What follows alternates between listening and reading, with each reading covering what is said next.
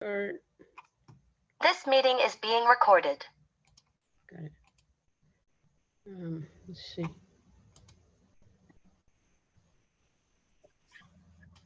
Let's see. You see this? There. Yep. See this? Perfect. Yeah. Perfect. Sharing.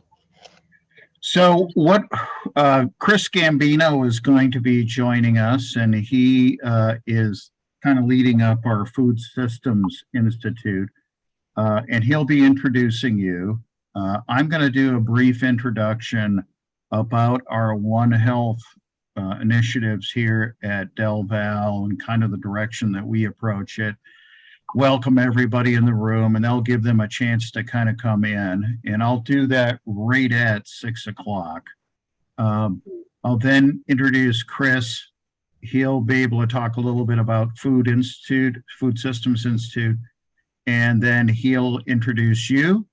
And you can speak for 45 minutes or so, or whatever it takes you, and then we'll have Q&A. And so the Q&A will be typed in, and so Chris or I can read you the questions that come in at the end. And I will attempt to end the session pretty much at 6 o'clock. I mean, 7 o'clock, sorry, not 6 o'clock. So I've started recording again. We're just about right here at 6 o'clock. For those of you who are visiting with us for the first time, hi everybody, I'm Reg Hoyt. I am chair of the One Health Working Group here at Delaware Valley University. I welcome you to our first seminar for the fall semester. This is actually our 7th year of doing One Health seminars. We do 6 seminars each semester, both fall and spring. And I want to tell you a little bit about One Health before we then move on to our co-sponsor for this evening, the Food Systems Institute, and then to our fabulous speaker that we have on tap for tonight. So One Health, if you've not heard of this before, is a pretty simplistic concept when you get down to it. It's just the recognition that all of us are in this together. There's only one planet, and whether we're talking about people, whether we're talking about plants or animals or the environment, there's nowhere else to go. We're all here together. And so we are inextricably linked to each other, that we certainly depend on other people, but we depend on our environment. We depend on animals, we depend on plants. And certainly this pandemic has demonstrated that those interactions with each other can be quite negative too. So we have concerns about zoonotics that can jump from animals to humans. We have concerns about disease jumping from humans to animals as well. We have concerns about our interaction with the environment and whether it harms us or whether it also harms other species and in turn impacts us. Here at Del Val, what we are doing is we have a group of faculty members, a working group, which have been looking at this, and essentially we've got 3 directions that we look at this from. Let me see if I can get this to advance. Come on, advance slide. There we go. One way is through education, and so that's incorporated into our coursework. Now, the thing is, all of us, I imagine, have incorporated into education, whether we call it One Health or not. That we recognize that transdisciplinary approaches, recognizing the value of other people's expertise in helping to answer questions is really important. I, as a biologist working in conservation, certainly found that, I thought that the biology, when I look at the problem, is pretty easy to solve. But that's not it. There's people involved here too. There's economies that are involved, there are environments that are involved, and it gets a whole lot more complex. And so our first year students, they get introduced to the One Health concept, and we hope we have some of you folks on with us this evening. I introduce it certainly in my courses, and many other faculty do as well. We'd like to encourage transdisciplinary research at the institution. Del Val is a small enough institution that, whether we have silos, and we do have silos because we're a farm school, but we can interact with each other much easier than we see at much larger institutions. And for us to actually recognize how our expertise can actually do what we are working on, make that a much better project and to have better results. And then finally, outreach, and that's what tonight is all about. Seminars are intended to reach out to our student body, but also to our community. And each year we also celebrate One Health Week, which is coming up the first week of November, in which we will be having a campus-wide celebration for the entire week, kind of celebrating this interaction that we have between ourselves, the environment, and wildlife. At this point, I'd like to introduce Dr. Chris Gambino, who is our head of the Food Institute Systems. I'm so right, Food Systems Institute. Many of you may remember his presentation at the end of last semester, the spring. Had a fabulous outpouring of people for that, and I think he's a perfect person to introduce the Food Systems Institute and also to introduce our speaker this evening. Thanks, Chris. Appreciate it, Reg. Thanks for the handoff. I am one of the co-directors of the Food Systems Institute that has been on campus for quite some time, was established back when the current Secretary of Agriculture of Pennsylvania, Secretary Russell Redding, was at Delaware Valley University. At that point, it was a college. Established the idea for the Food Systems Institute and then handed that off to faculty and some other administrators to really get the ball rolling, recognizing much of what Reg just pointed out in terms of the interdisciplinary nature of solving problems, especially problems that exist around feeding people and producing food. I am a co-director, and so the other co-director is Dr. Adrienne Kleintop. She may be joining this call, and just wanted to co-sponsor this event because I think the topic we're going to be talking about, sustainable food and the economics therein, are going to be really important to how we address things in the future. Economics is kind of a big, broad field, and I'll introduce our speaker and kind of give you the expertise that our speaker has. But that field is pivotal in kind of understanding what policies may or may not work to solve some of the big issues that we face nowadays. And so we're glad to be a part of this, and we've got some big things hopefully happening in the future on campus and in the region connected to food systems. And so with that, I will introduce our speaker. Tonight we're joined by Dr. Nicoletta Batini, and Nicoletta is an expert in the field of macroeconomic strategies, particularly in how they deal with climate change and public health, with a focus on food systems.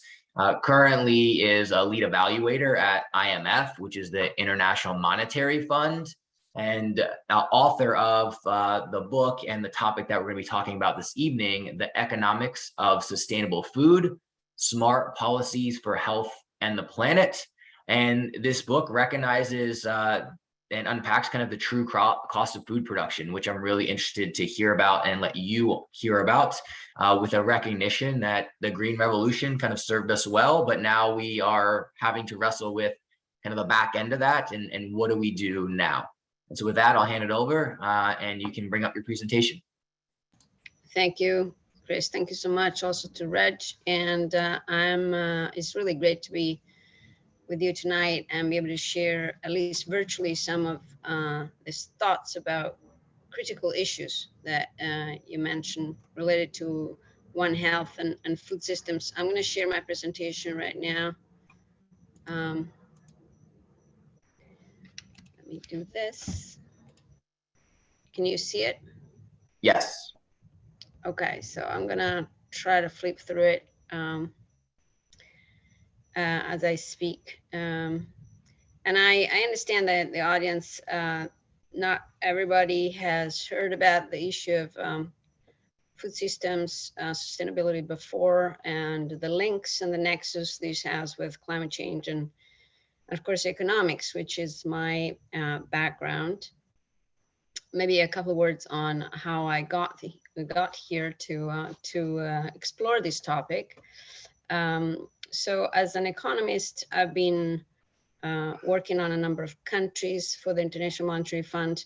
And often we look at the fiscal part of an economy and fiscal policies.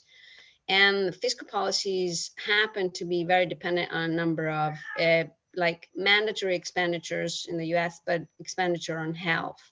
And the more I was studying the subject of fiscal sustainability, the more I would cross path with health expenditure. And it seemed to me, exploring this area, that a lot of health expenditure related to diets. And so one thing led to another, and eventually I figured out that there was a connection through a number of areas and disciplines. And I wanted to write a book for economists explaining, what is this nexus and what can economists do to improve a number of outcomes that are both social and economic. And so here I am. I'll show you the book later in the presentation, but the contents of what I'll talk today come from that book. So I start with going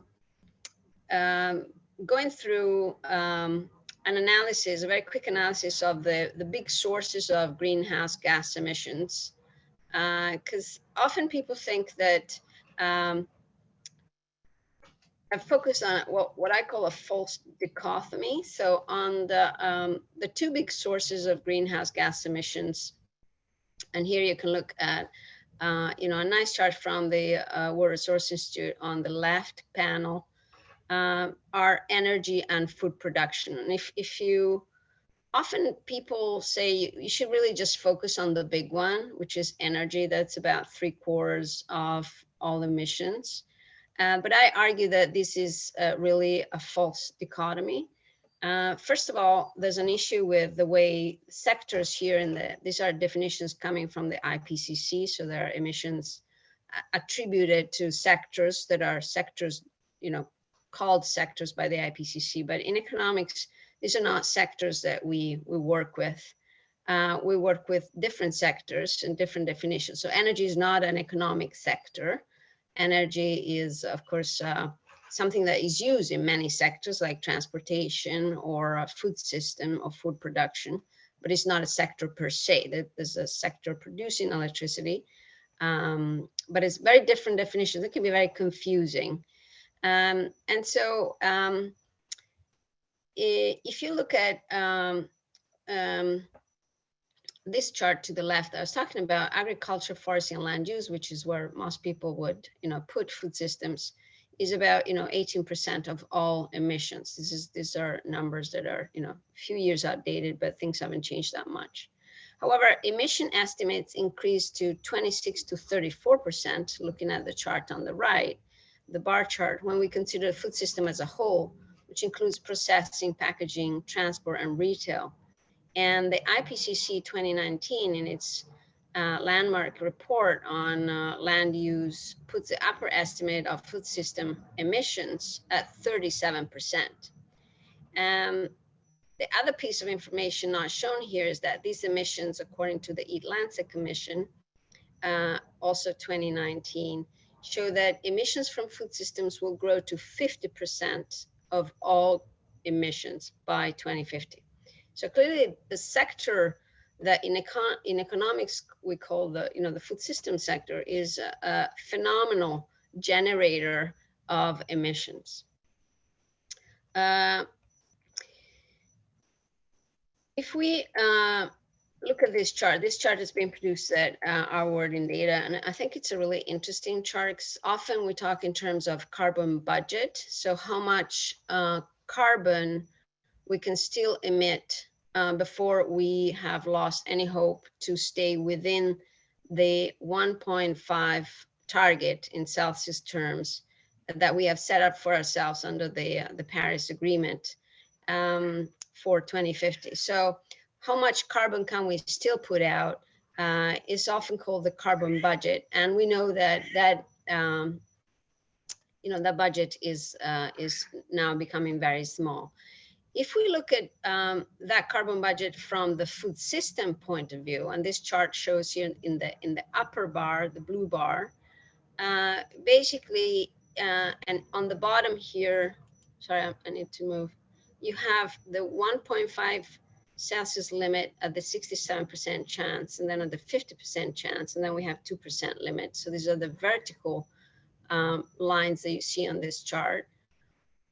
Even if we stop burning fossil fuels tomorrow, which is of course impossible, we would still go 2 to 3 times over the 1.5 Celsius limit, which we have set for ourselves. So single-handedly, the food system can, under current policies and current practices, can actually completely burn out and bring us way beyond the 1.5 limit, and would also almost nearly miss our 2 Celsius target, with only 49, here's a little legend, only 49 billion tons left to basically burn.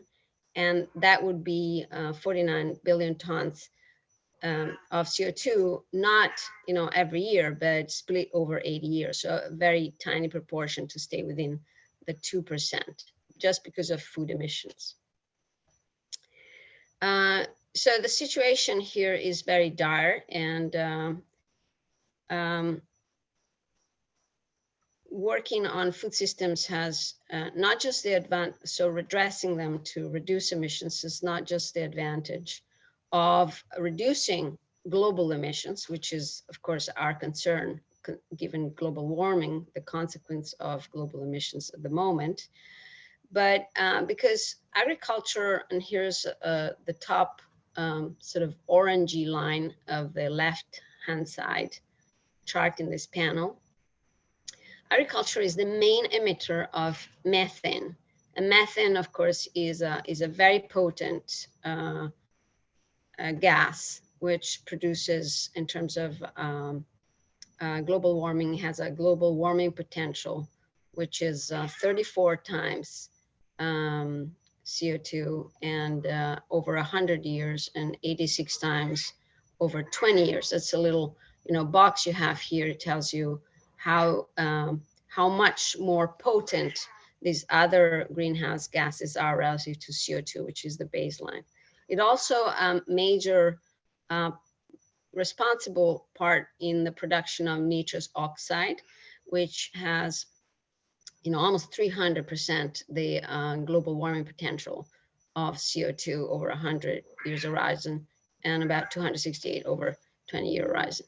So work now by a number of students and scholars at Oxford, for example, has shown that if you look at this little chart on the right panel of this slide, that if we reduced emissions of CO2, that's the red line here, to 0, in terms of warming, you can read what happens to warming in the lower chart. You would have an increase that cannot be stopped because of the pipeline of CO2, and then a stabilization, a plateauing of warming, even by driving emissions to 0, CO2 emissions to 0. On the other hand, if we drive and reduce methane emissions to low levels, so 0, we would actually be able to reduce warming. So we can actually reverse warming by working on methane emissions. And that means that since the time window that we have before things get totally out of hand and points start to tip is very short, it makes a lot of sense to start working or work much more intensely on reducing emissions, CO2 equivalent emissions, so all types of emissions from agriculture. Of course, the problem with the way food systems operate is not just limited to emissions. Current food production systems are also damaging natural resources and ecosystems beyond repair. And here I have some information of what, conventional agriculture, which is very heavy, it's a system of production which dominates agriculture currently, 98% of all agriculture is around the world is conventional, which is basically also called industrial agriculture. So it uses petrochemicals, fertilizers, pesticides. It's basically responsible of the damage, deterioration beyond repair over a human horizon, and of a number of resources. Soil, of course, because of fertilizers and other practices, will be degraded at this pace at a rate of about 90% by 2050 because of the heavy use of nitrogen and phosphorus, which are basically killing microorganisms that are in the soil and that are necessary for growing food. I was reading in a book that soil is basically gives rise, as you know, as biologists, that you would know very well, is this membrane that separates us from rock, and it's what governs life on the planet in all its forms. So when soil will be degraded, there will very likely be a mass extinction on the planet. And then water, because water is used, 75 to 80% of fresh water on the planet is used in agriculture. And because of the heavy use of, pesticide, fertilizer, GMO, and other products, of course, this water gets contaminated and then is reverses in rivers and then goes to other waterways and the ocean, and that, of course, causes biodiversity loss. And it cannot be often cleaned back to its pure state. And then the damage to ecosystem, we'll go into that in a second. And of course, air, because conventional agriculture includes conventional animal agriculture. Animal agriculture produces enormous amounts of ammonia that concentrates in the atmospheres, and this is trending up and is the #1 cause of global respiratory diseases. So emissions is just one part of the problem.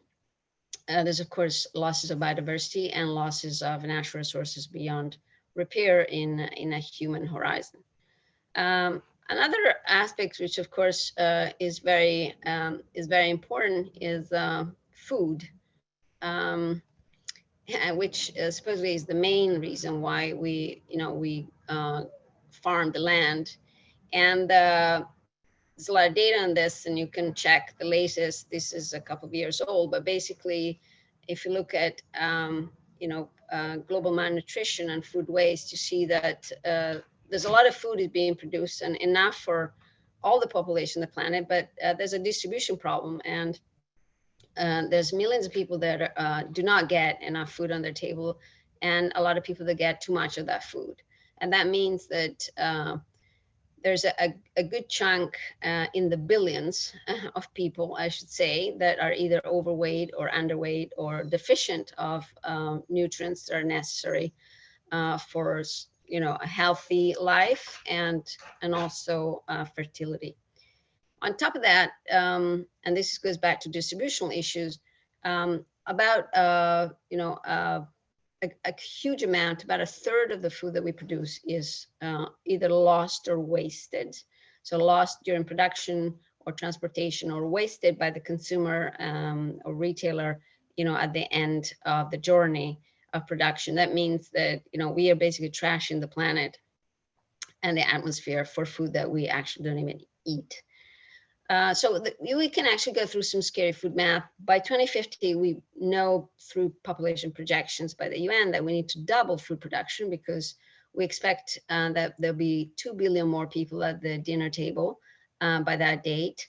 And also people are changing tastes and their diets have become more sophisticated. People want to eat more meat, more animal-based products. And also we have an increasing need of biofuels production. But at the same time, we might lose half of food supply because of climate change through the erosion of soil we discussed, and temperature, which shocks plants that become less productive, water scarcity, and then of course troubles for farmers, which are finding more and more complicated to farm because of reasons I'll come to, which include the price of land and so forth. So we are actually driving ourselves into a massive global agricultural, food, and water crisis if we don't do something. And this is just from the perspective of, production of food, and not even considering, what we're doing to the planet. Food production as it stands now is also, the methods used now have led to a number of other economic issues, which are quite dire, which include capital flows, global inequality, and political instability. So the map here on the left shows what we call large-scale land acquisitions. There's a bunch of countries that either because of climate change or because they have eroded completely their land or because the population has been growing beyond the ability of that country to feed its people. For example, China have gone around and bought land from other countries. And here it shows, where these acquisitions have taken place, and they're particularly intense in Africa and South America, often in countries where it's easier, so land, the property rights are less, the system of property rights is less developed. The problem being, however, that if you look at the chart with the bubbles to the right, often the land is bought in countries which have the highest scores for global hunger index. So where people really are missing the food, the land is being taken away. And so that is, of course, a problem.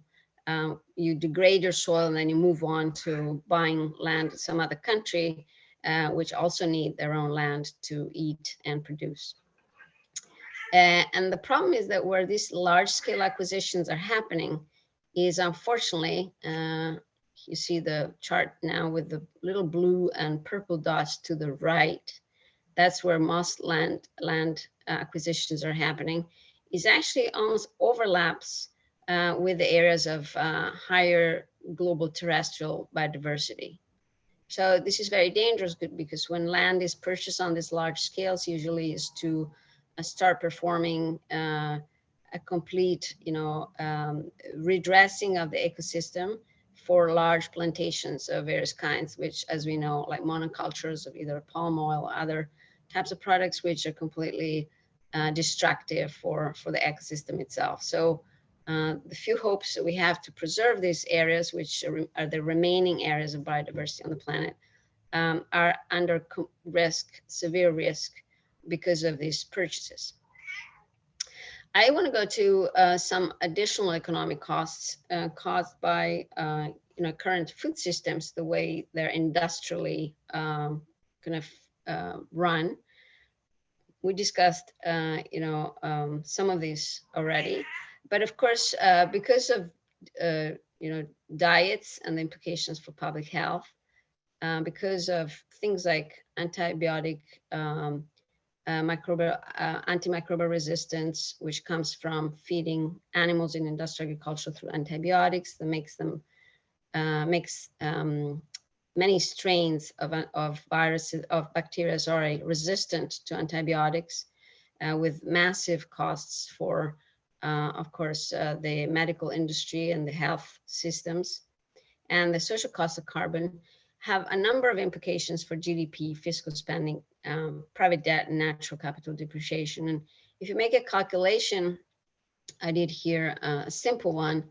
If you consider, the cost of obesity, which is estimated at, 3% of the gross world product, and then you add maybe throw in a pandemic, which has been estimated at around 20% of gross world product, then the antimicrobial resistant costs, which have been estimated at 3.5, you end up with something, adding everything up, that could be about a third of what the globe produces is eaten up every year by the costs, the externalities of the way food systems are run industrially today. The industrial food systems also have a really big impact on prices of both farm and food. And this chart to the right is a little outdated. Now prices, as you know, have skyrocketed. I must apologize for my cat, which you might hear in the background, but this is a One Health seminar. So I thought I'd bring him along to give me some support.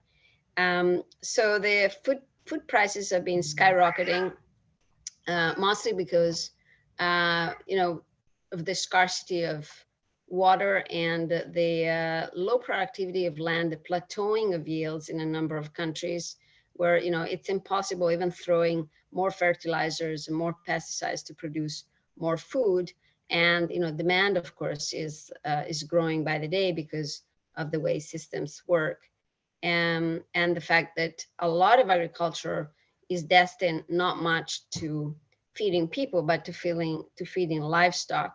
And so as people kind of move along their sort of food chain and they want to eat more meat, we need to farm more land to grow crops so we as feedstock to feed to those animals, and prices, escalate as we intensify production to have more animals and more crops to feed them. And of course, global farmland values have really, really grown exponentially in the last 20 years. They have become a source of investment. So a lot of corporations now invest in farmland exactly because they know that the little scary food math that I showed you is a predictor of profits from buying fertile land. So people have been investing in farm, have been, buying larger and larger, more concentrated, farms, and that has become a financial asset to the point that the global farmland index, which is shown here, this is Saville's index, is the dashed black line on the left-hand side chart in this panel, is actually outperforming even gold prices throughout the last year. So it's a really good investment, and markets have eyed farmland and they're buying it, constantly. And so it's becoming more complicated for smaller farmers or medium farmers to buy and operate farms. And the sector is becoming increasingly concentrated. So I need to talk a little bit about the role of economic and financial policies. What is the role that they have played in all this, and what can be done to, avoid a catastrophe? And so I just want to make the example, since we are in the United States and you're studying at a US university, about the Farm Bill, which you will be familiar with. So the Farm Bill, it's a big bill that comes about to regulate the agricultural sector and to some extent conservation in the United States. And it has a number of incentives for production so that production can be steered one way or another. If you look at the pie chart to the left here, the pie chart here shows that US agricultural subsidies mostly go to grain and meat and dairy. There's almost an invisible part that goes to fruits and vegetables. And these grains, then you should turn your eyes to the middle pie chart, go in a great proportion, as mentioning, to animal feed. They don't actually go to people. And then a good chunk of them goes to ethanol because of a regulation that in the United States requires a part of your gasoline contains ethanol. So over half of the grains are used to either feed animals or for running our cars. And that, of course, has an impact on the prices of some of the foods that we should be using, even actually more than grains and meat. If you look at the distribution here from the USDA of food energy prices, you can see that the outcome of these policies is that fruit and vegetables, which are the green and red lines here, are always the most expensive for whatever, percentile of the distribution. Whereas, the meat and the dairy, the light blue, and the grains are, of course, the least expensive. And so it's no surprise that, the United States consumer orients herself or himself towards what we call the Western diet, which is very heavy in refined sugars, often from byproducts from grain production, notably corn, with the high fructose corn syrup, and grains like breads and pastas, and then some kinds of oils, and mostly meat and dairy. And it's very poor in fruit and vegetables. It's very little plant-based, and that leads to the kind of health issues that we know about in the US population, where about 75% of all Americans have at least 2 chronic diseases. And that has immense impacts on the fiscal bills of the country. So you can see, there's a lot that can be done, because what took us here has actually come from US policy. So the book really looked at 4 policy action areas to reach and stay within the 1.5 Celsius target for the food system. It includes policies to rein in food supply, then food demand, which is basically food consumption, elimination of food loss and waste, and conservation, which is, of course, the other side of land use. And there's a bunch of scenarios that one can think of to reduce emissions and redress the system that we have currently. One is to, increase, yields, of course, through in a number of ways, which sometimes include also reduction in fertilizer and pesticides, which have actually eroded the land. We can halve food waste, which is a source of, emissions. We can eat healthy calories. That means, eat less calories than we do currently, because I think on average, for example, in the US, let me bring up the US again, vis-a-vis recommended, WHO recommended amount of calories per person, which on average is about 2,500 calories per day. US, I think, consumes in the order of 3,200, and some people, of course, even more. These are averages. And so if we reduce that, of course, there'll be less food produced, because less food would be demanded, and that would, use less resources and emit less. And then better farm practices, which have lower emissions intensity, and we can discuss those if you want later in the Q&A. And then moving people towards a more plant-rich diet, which is mainly a reduced meat diet, not a vegan diet. If we did at least 50% of all this policies together, these targets together, we would get a 63% reduction in emissions. That's the green bar at the bottom. And if we fully followed this recipe for redressing the system, we would actually go into a net positive reduction of emissions. So we could actually absorb some of the emissions that by creating more conservation. Here we have some of the economic policies that could take us to those green bars. And on supply, I'm just going to go through them very quickly. We could have taxes on intensive crop, animal agriculture, and fishing, redirect subsidies instead of giving them to livestock and grains, to instead sustainable farming practices, create credit schemes for regenerative farmers that have the environment at heart, and regulate risk. Then introduce some land regulation, research and development to support the sustainable practices, including alternative proteins, which replace current animal-based proteins. And then some labor market pension reforms to support young farmers and so on. On the demand front, people have talked about taxes on unhealthy foods. That's been tried successfully in a number of countries, and subsidies on healthy ones. For example, food stamps directed at healthy foods as well. And then transfers to compensate purchasing power from the sin taxes. So you tax on foods that harm you and harm the planet and harm the animals, and the revenues from those taxes get transferred back to you to consume foods that are good for you, animals, and the planet.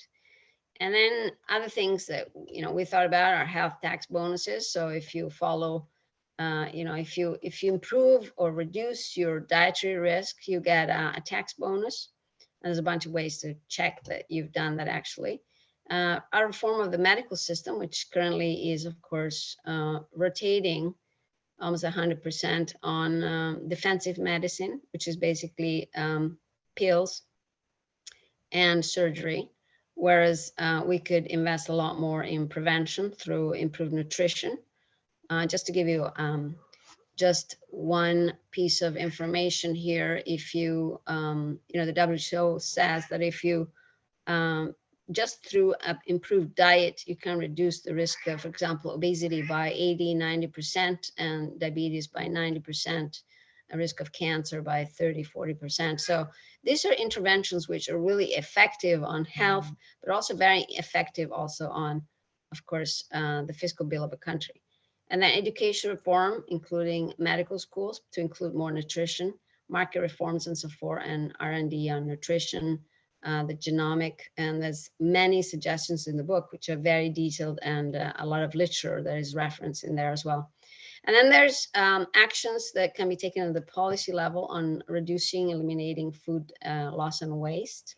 They're quite different depending on the type of country. So if it's a developing countries where most of the food is lost at the time of production, we call for public investment in weather systems, cooling system, storage, training, and roads.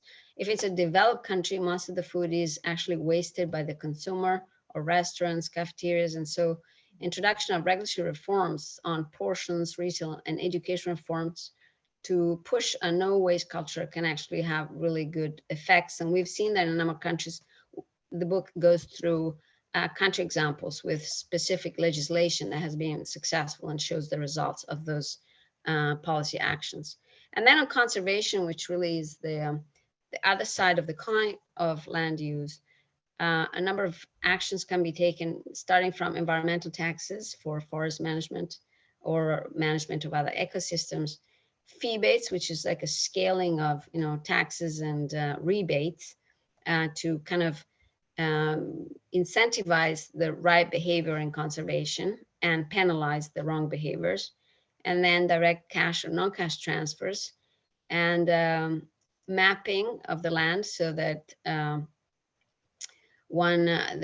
government knows how land has changed and can actually monitor developments and recalibrate policies. And then national capital accounting, which enables us to put value into natural capital, and when it's destroyed, the price is attached to that, and when it's conserved and prospers, transfers and subsidies can be paid out. Land reforms that favor indigenous people, because indigenous people have been shown very consistently to be great stewards of the land, and often when they're put in charge, the land improves dramatically.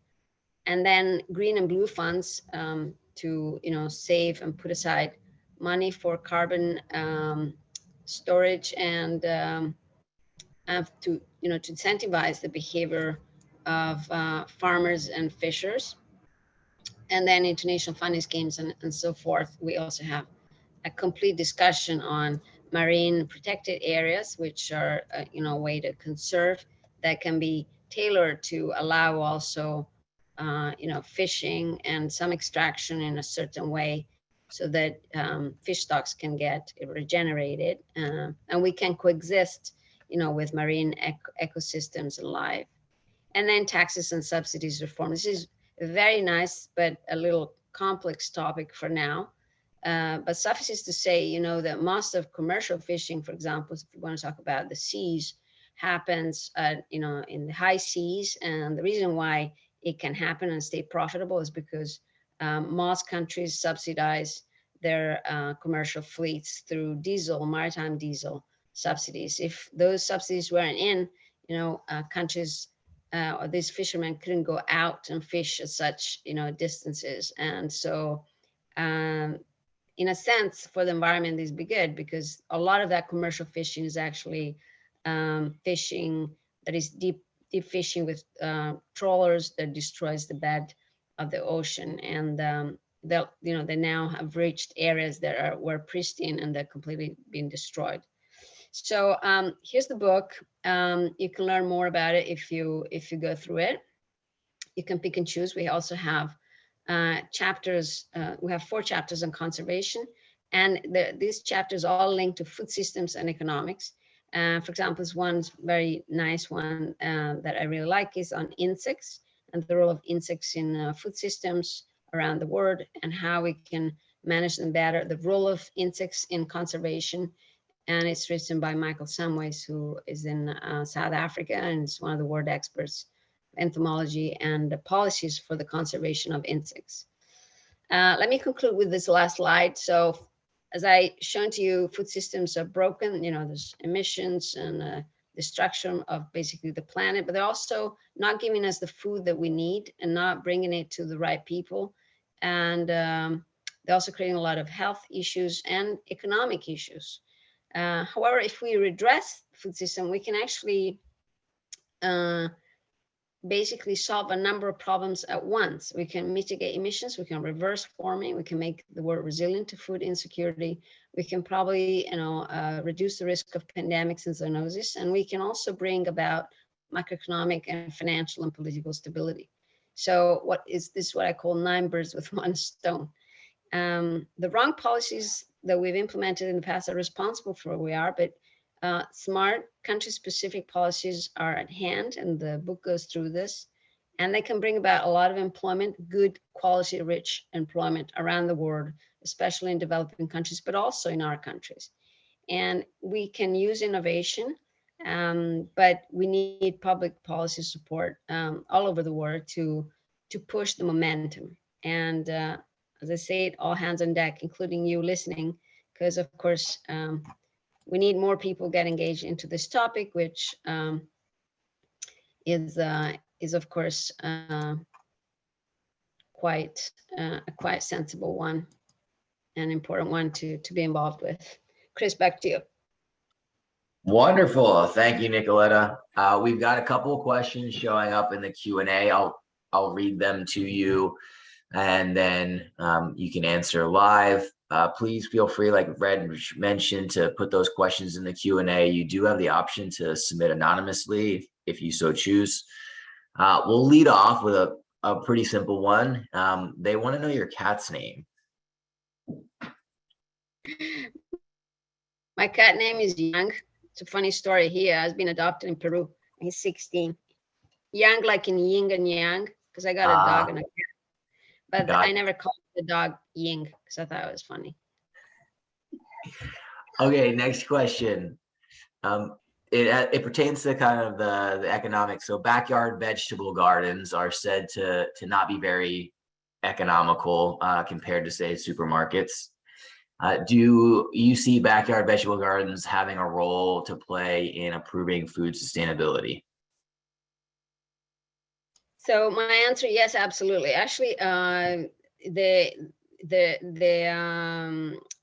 what we call urban farming, which is often in the form of backyard vegetable garden, for lack of better words, is a very, very important contributor to food production. And the idea is to, we also look at it in the book about urban farming, is to scale up and support, individual action in urban farming. I mean, we discuss vertical farming and other things, but to be honest, entire countries, for example, even Ukraine, where Bulgaria, where urban farming, so having a garden in the back and growing your own stuff is extremely important, and gives a lot of resilience, to people at times of, difficulty, which is not just conflict.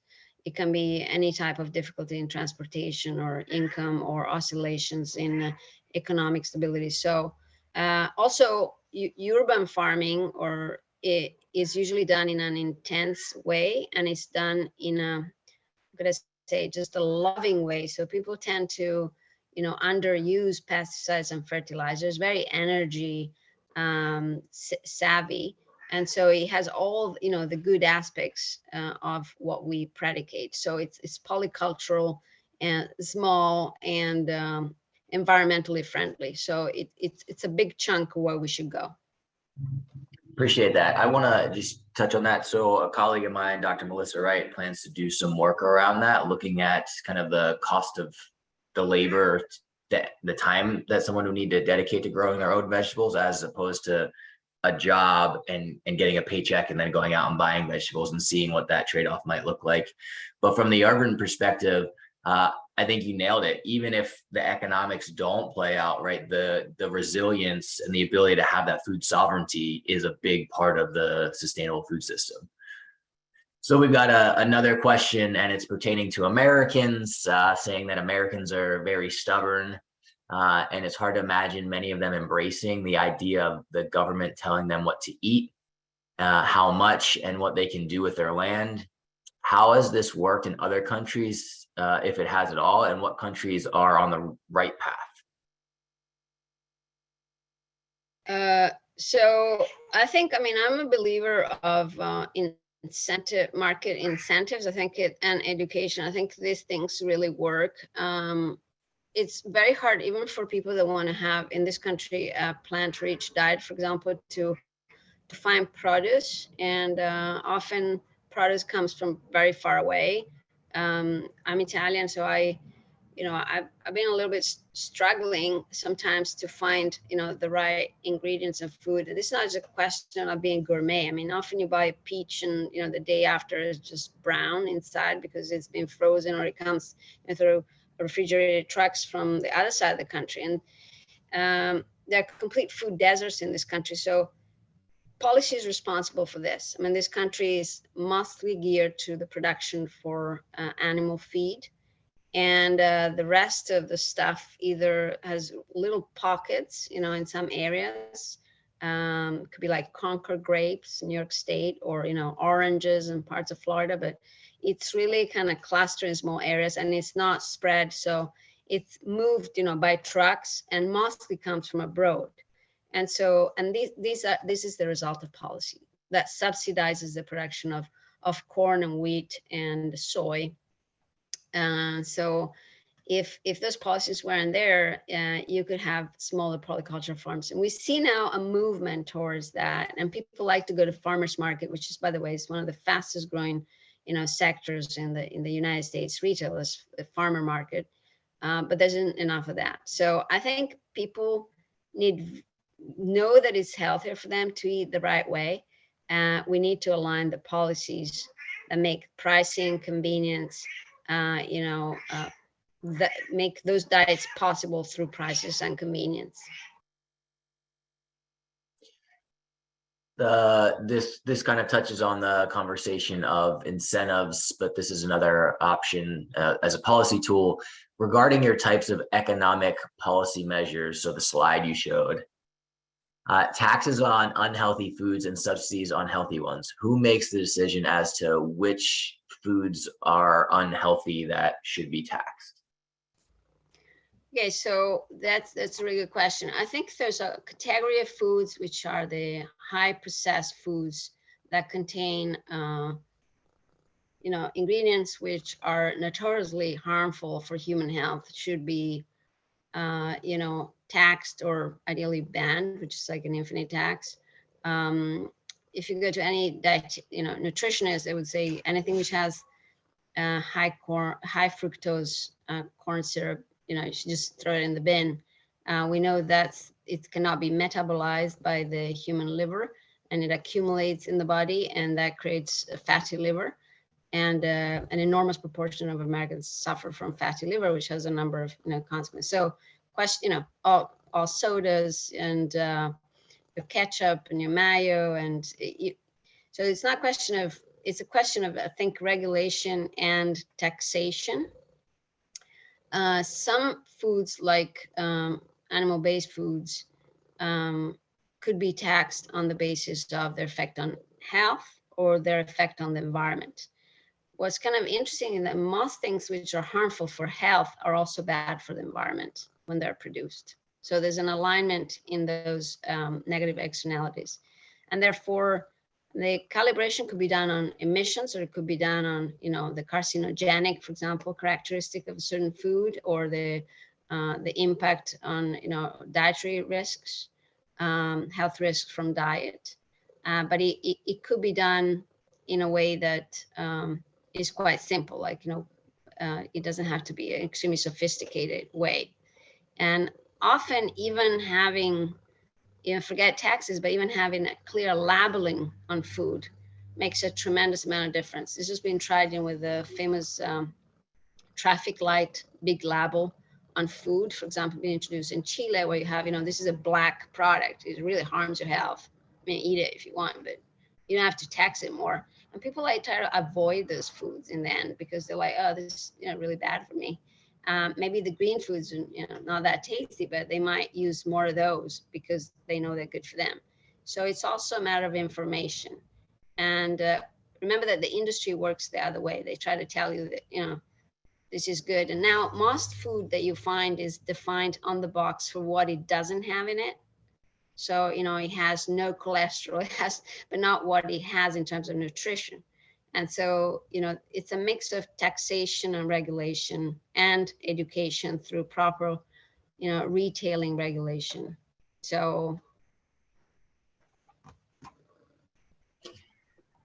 So there's a question about, would you recommend spending the majority of money and resources on the countries that are contributing most negatively to global warming, or would you rather equally divide resources between areas? And so I guess that comes from a question about, we have resources, should we dedicate those to kind of throwing it at the bad actors to make them more neutral, or giving everybody some of this money that might be available? So I think it more than a question of money, because money is not, we don't have a global social planner that has the purse. We have countries, we have some organizations that have money, but that's not there for, redressing food systems, unfortunately. And then there's private actors. I think more than money, I would think about energy. So I would definitely, we know that there are only a few countries that are causing the problem. And most of the problem comes from intensive animal agriculture. And you can count, 5 big countries that are responsible for this. One is the European Union. Of course, the other is the United States. Then you have, Brazil, Argentina. There's a bunch of countries, very few, that, because of cattle ranching, the Amazon is being destroyed because of cattle ranching. And so, we need to take action there because we need the Amazons. So I would really concentrate the energy on ideally the animal protein sector, area of the sector, and there go where the biggest producers are. And they're very concentrated. So both geographically and in terms of industry. And so I would put the energy as a policymaker to advise and support a transition that in those countries that are most, responsible for this. And it's not even countries, I want to say it's countries, because it's often in the hands of the very few, right? So, there are big players here that are both horizontally and vertically integrated. And so we really need to go to those.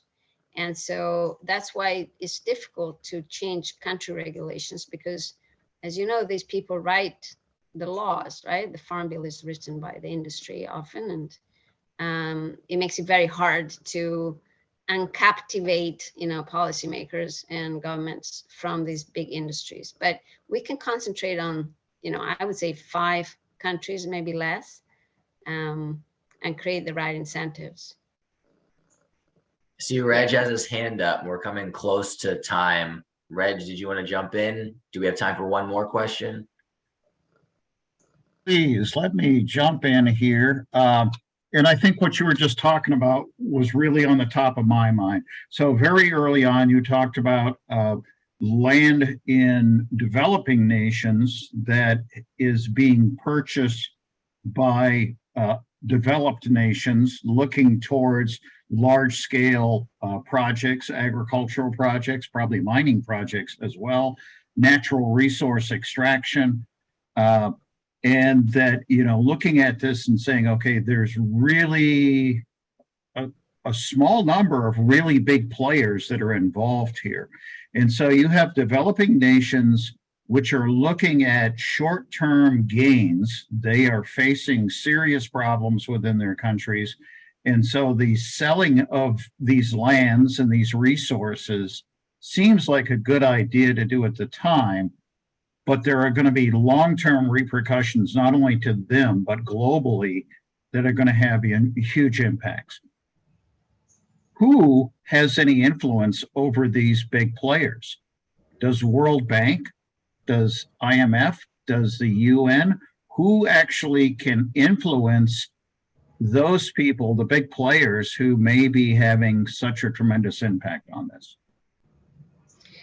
So, unfortunately, I think the answer is that nobody has control over these big players, and they run the world. So it's not just on food systems. And so it's very complicated. I just want to make a really quick example here. During COVID, countries which with good income from tourism, like Ecuador, for the Galapagos, were really desperate because COVID hit them, and there was an early treatment, and they were not going well there, and from a budget perspective. And so sometimes they try to look to find some sources to finance their budget, and I think the Chinese came along and they said, if you give us fishing rights in the Galapagos for 20 years, we'll give you the money.